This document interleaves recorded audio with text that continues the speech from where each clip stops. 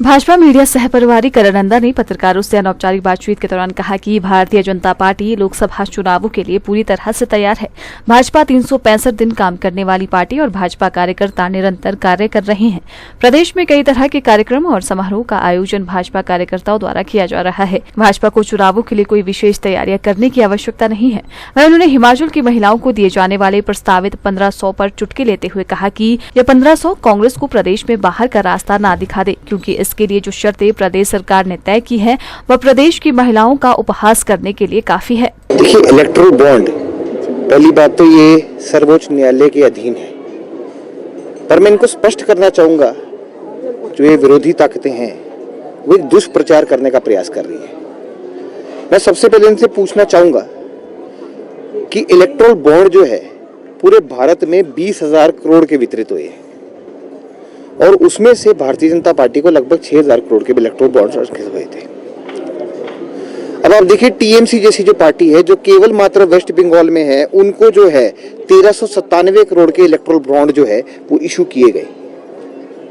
तो क्या हम उस पर भी सवाल उठाएंगे? अगर चुनाव अनाउंस हुए हैं तो वो कांग्रेस के अध्यक्ष ने जब बर्खास्त किए थे तो हिमाचल प्रदेश की सरकार ने, मुख्यमंत्री ने और इनके जो तमाम स्पीकर ने इलेक्शन कमीशन को रिपोर्ट दी थी ये सीटें खाली है, इसलिए चुनाव अनाउंस हुए हैं। पर इनको ये जानकारी होनी चाहिए कि इलेक्शन की जो नोटिफिकेशन डेट है वो 7 तारीख है और उससे पहले मामला जो है विचाराधीन एससी में चल रहा है, तो उसमें जो भी सर्वोच्च न्यायालय डिसीजन देगा वो सर्वप्रिय होगा।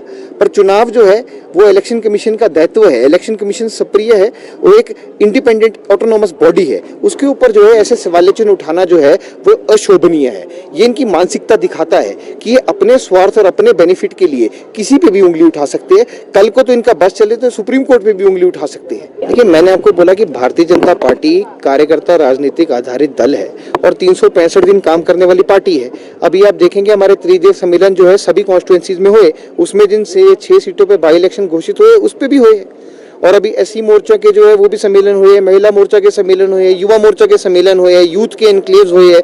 अब देखिए, प्रोग्राम्स की कोई भरमार लगी है। हमारे कार्यकर्ता जो है लगातार निरंतर काम कर रहे हैं। अफरा तफरी में आके जो है ये घोषणाएं कर रहे हैं, शिलान्यास कर रहे हैं, भारतीय जनता पार्टी के किए हुए कामों के फीते काट रहे हैं और साथ में एक अंतिम आनंद फानन में जो है अपनी गारंटियां पूरे करने का प्रयास कर रहे हैं। आप ये यहाँ महिलाएं हैं, मैं भी ये जानना चाहता हूं कि इतने सारे राइडर आपने नोटिफिकेशन में पढ़े होंगे तो आपको भी 2 मिनट के लिए ऐसी तो आएगी होगी कि हमें तो नहीं मिलेगा, पर किस महिला को मिलेगा वो बहुत बड़ी खबर है कि किस महिला को मिलेगा।